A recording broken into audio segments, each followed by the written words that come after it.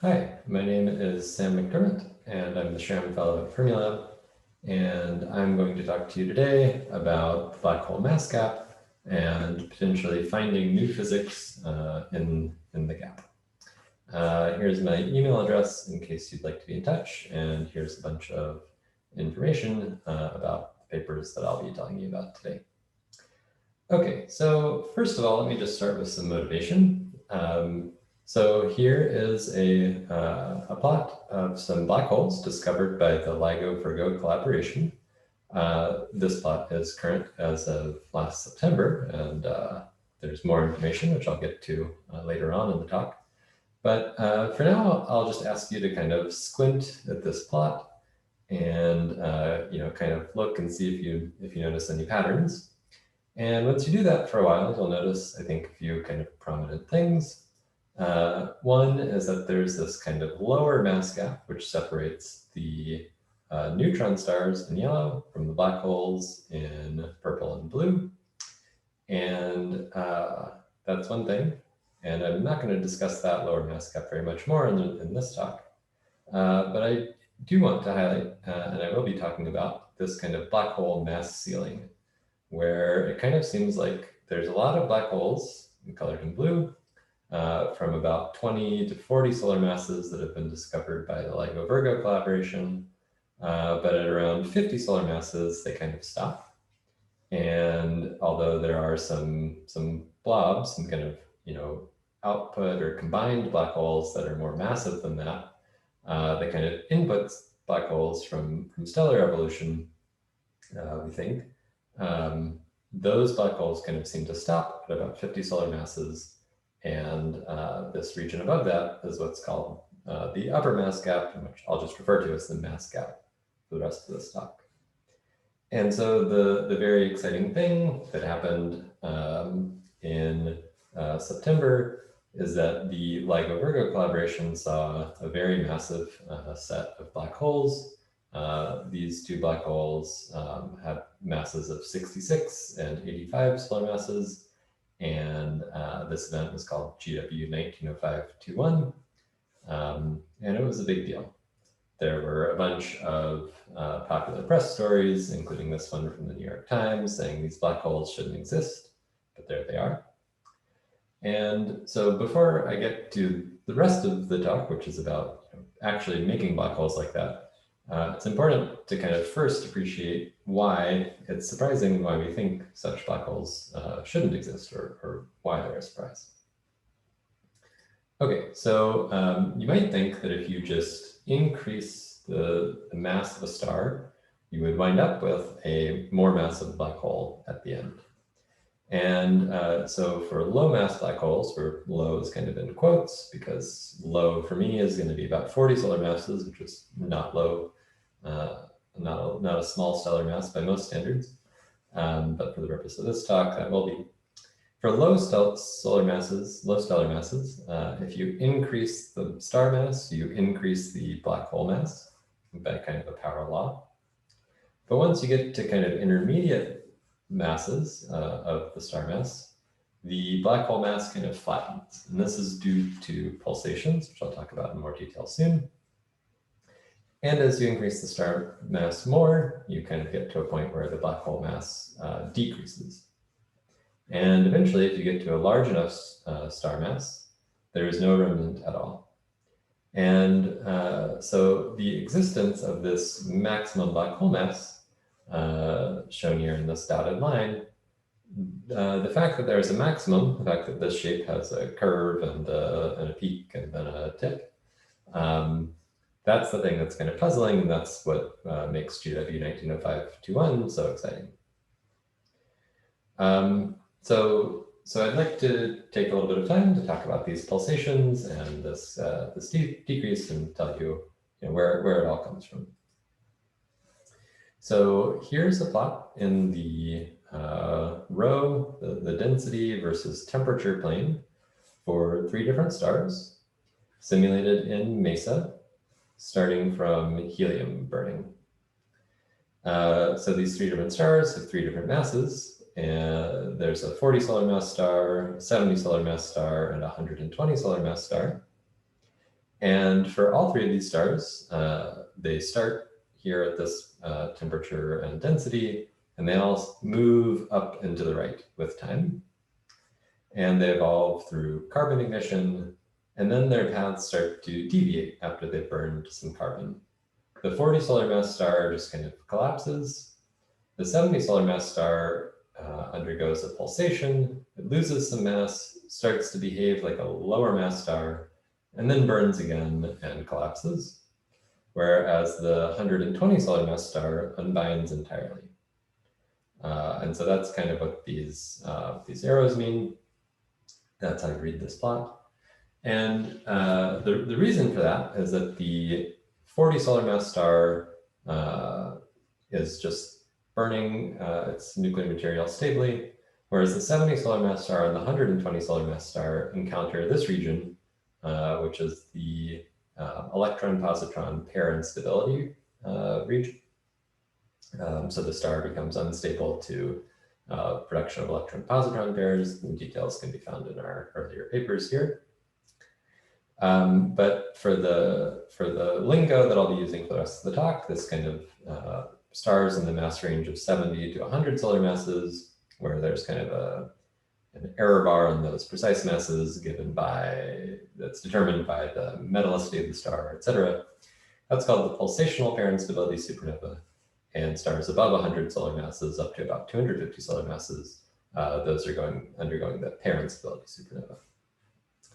So if we go back to the plot that we were looking at a few minutes ago, this region here, where the stars shed some mass, but not all of it, is the range of pulsational pair instability supernova, and this range to the right is the pair instability supernova. Now, that's all kind of from the perspective of the star mass, but the thing that we really kind of care about is the black hole mass. And so if you look at that from a different point of view, where the thing on the y-axis, in some sense, is the mass of interest, if you look in that direction, you'll notice that there's a maximum black hole mass encountered when the star is undergoing some pulsational pair instability. And above that, there is no way to produce an object of that mass, and that's the black hole mass cap. So that's just a little bit more precise of a phrasing of all that stuff that we saw in the first slides. And so now, as I said before, the constituents of GW 190521 had masses of 66 and 85 solar masses, and so those are well in excess of this maximum black hole mass that we get from running MESA a bunch, which appears to be in the range of 44 to 48. We can just call it about 50 solar masses, where this range depends a little bit on some standard model stuff, which I'll talk about briefly in a few slides. But good. So the key idea is that the physics of pulsational pair instability is really the thing that is determining where the black hole mass gap is. So now the question is, can we change where the black hole mass gap is? And I claim that we can, and I'll describe this in more detail in the next few slides, but just so you have a narrative in your mind. The idea is that we are going to posit new light degrees of freedom, so basically new particles, things that are not standard model particles, things like an axion or a hidden photon, which you might have heard of before. Those can be produced deep in the core of a star where things are hot and dense. This additional energy loss channel will cause the star to consume its fuel more quickly, because every time some heliums try to collide to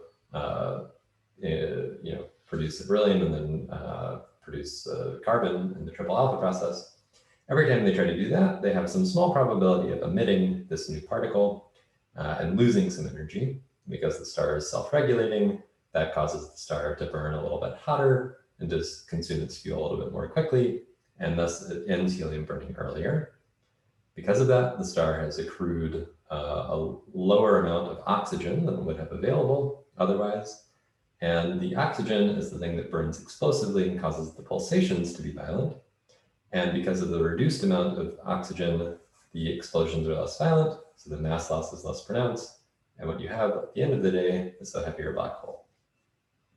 So to be a little bit more precise, and to give you some sense of what is actually happening on this plot, during the time of helium burning, the main thing that's happening is the triple alpha, but a subdominant thing that's happening is that the carbons that come out of that triple alpha find another helium and become an oxygen. So it's this process of oxygen creation by carbon alpha capture that kind of builds up the oxygen slowly over the time of helium burning. And then it's that oxygen that causes the pulsations to be more or less efficient. And so when we add in a new particle, and that particle has some coupling strength, we find when we run MESA, and again, the details are in the papers up here. When we run MESA with these new particles, and we turn up the coupling strength, we turn down the amount of time of helium burning. The time to helium depletion becomes shorter. And correspondingly, the amount of oxygen that's available at the time of helium depletion, it's measured by the carbon to oxygen ratio, is smaller. Because the oxygen's in the denominator, this number is getting bigger. But the point is there's less oxygen available during the pulsations. So I've just been kind of vague in writing new particle coupling strength on the x-axis here, and I'll continue that. But if you're interested in the details, again, please look at these papers. So for a variety of models, which I've labeled and the titles of each one of these plots, I can increase the coupling. And on the y-axis here, I'm drawing the maximum black hole mass, so kind of the location of the peak of that upside down U-shaped curve that we looked at previously. I'm drawing the location of that peak and the black hole mass. And you can see the kind of important part from all of these plots is that these lines have a positive slope. So as I increase the particle coupling, then I increase that black hole mass, that maximum black hole mass. And so a larger coupling to new physics indicates a larger black hole mass. And we varied other things like the metals to the stars and so forth. And we found that to be true in many different situations. So that's kind of the proof of the narrative that I provided a few slides ago. I don't want to, brush under the rug the fact that there are standard model uncertainties on pretty much everything that I've said. And so there are, uncertain physical prescriptions like convective overshooting or mixing length. There's uncertainties on measured standard model parameters like the Weinberg angle or various neutrino reaction rates. There's also big uncertainties on nuclear reaction rates, and that kind of dominates the error bars here. But the thing that I kind of take away when I look at a plot like this is that the uncertainties in all of these parameters, except for the nuclear rates, the uncertainties are all about 1 solar mass. In the case, and these are 2 sigma error bars, so the uncertainties are kind of small from the point of view of something like GW190521, which exceeded this maximum value by 15 or 30 solar masses. The nuclear rates are kind of an exception to that rule, where the uncertainty is about 10 solar masses, but there's various things that I'd be happy to talk about that kind of change how we look at that. Of course, it's also possible that various rare things will happen in a universe that only has the standard model that could also change where you see various black holes. So there could be rare events that happen that kind of push a black hole into a mass gap, despite the physics of the mass gap being the baseline case. But the thing that I want to kind of emphasize is that from the point of view of looking at an entire catalog of black holes, which is something we have now, the population of those black holes or the statistics on that population can tell you, was something like GW190521, was that rare or was that typical? Was that part of a continuous distribution or was that not? And so if you think that GW190521 was occurring in some universe that only has the standard model, then what you would expect is that there is a mass gap where the standard model says it is, but GW190521 was just rare. It just happened because of some kind of unlikely merger. And so there's continuous distribution up to the expected black hole mass gap, and then some sprinkling of random things above it. If you think GW190521 happened in a universe with beyond the standard model physics and the kind of mechanism that I was describing that changes helium burning and changes the expectations due to pulsational pair instability, then the location of the mass gap is not where you expect. And so there's some continuous distribution up to a new value of the black hole mass gap, and then maybe some things above that, but these are very different possibilities, and we would like to test that. So luckily, the LIGO Virgo collaboration has been doing a fantastic and beautiful job of discovering new black hole events all the time. So there's GW190521, those two very heavy progenitors, but they found many more objects. And now taking their posterior samples from their waveform fitter, I can plot a distribution of black holes that they see, either with or without GW190521, just to kind of give you a sense of how big of an effect that makes. And it doesn't really change the distribution in the bulk of the distribution, but it adds a significant tail. And so what we want to do is we want to ask, if we have some isolated stellar evolution and then some distribution due to just isolated stars like those ones that we simulate in MESA, and then some population of stars that form from rare processes, can we analyze this catalog and figure out what parameters describe this population, where the black hole mass gap is, for example, how efficient it is to make things above that mass gap, et cetera. And so how do we motivate a form for this? That's kind of the key question that I'll talk about for the next couple minutes. And so the form of that first generation black hole mass distribution is given here. So of course I could write this any way that I want to, but this version, breaking it down this way, according to the chain rule, is very convenient because I've separated out some stellar distribution, so something like the stellar IMF, and the thing that we get from MESA. And so what do I think that thing that we get from MESA looks like? So this is the distribution of, or the derivative of the distribution of black holes versus the distribution of stars. So I go back to this plot, which I've shown you many times now, which you've seen many different versions of. And the thing I want to emphasize this time, when we're looking at it, is that this very wide range of stellar masses here, so ranging over 30 solar masses approximately, corresponds to a very small range of black hole masses, only a few solar masses. And moreover, that kind of pile up. So if you're looking at this from the point of view of the distribution of black holes, the things kind of make this your x-axis now, there'd be a pileup happening because many solar masses, many stars are mapping to the same black hole mass. And then that's followed immediately and abruptly by a cutoff at the black hole mass gap. So this is just some function that has that feature, that ability to be very sharp. I won't belabor the point. This second generation black hole mass or function you could get from integrating the first generation black hole mass twice.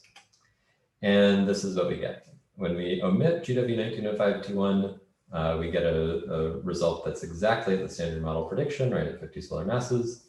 With GW190521, it actually pushes that peak value a little bit low, which is a little bit surprising and a little bit different from the V1 of our paper, and I'm happy to discuss why.